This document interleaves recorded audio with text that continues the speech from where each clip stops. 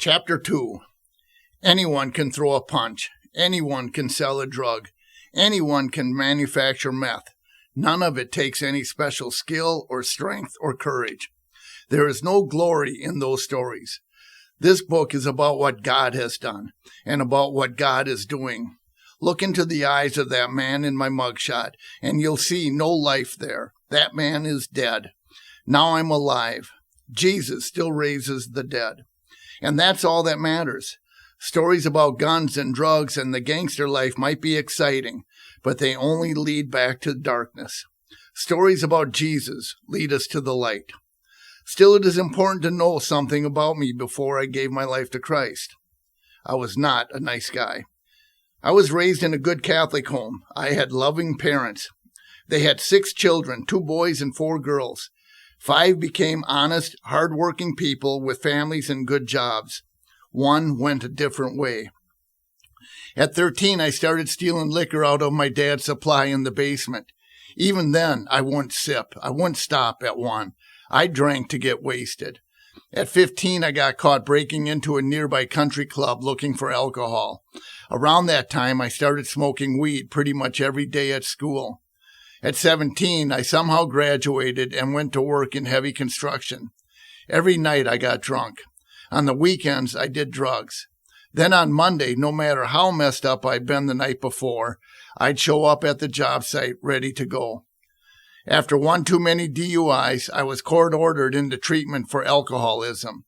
I showed up for the classes. I took them seriously. I stopped drinking, but I kept doing drugs. And my life only grew rougher. I moved to the east side of St. Paul and started running with some bikers. They were members of a small club with a passion for fighting. 2 of the guys had been kicked out of the Hell's Outcasts because they were too violent. I fit right in. We'd spend the weekends going to bars, waiting for someone to bump into one of us, waiting for a stranger to say something in the wrong tone of voice. Then it would be on. I was good at what I did. I lost some, but I'd never back down. Though I didn't join the gang, I worked with them to sell drugs for extra cash. I spent most of my evenings and weekends messed up. Then every morning I'd drag myself out of bed and get to the job site. In 1985, one of my best buddies beat a man to death over a drug deal gone wrong. He went down for murder 1 and was sentenced to 35 years. A few months later, my first son, Brandon, was born. I'd been living with his mom, both of us committed to this wild life. One afternoon, I remember holding my son in my arms. He weighed nothing. His eyes could barely open. He made a soft gurgling noise, and I knew that was it. I took the first opportunity to move out of the city. I married Brandon's mom. I eased off the drugs and violence. Life quieted down, and for a while I thought I had things figured out. I liked my job. Eventually we bought a nice house.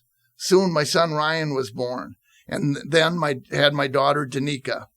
There was just something about having a daughter. If you've been the father of a little girl, I thought I had it all.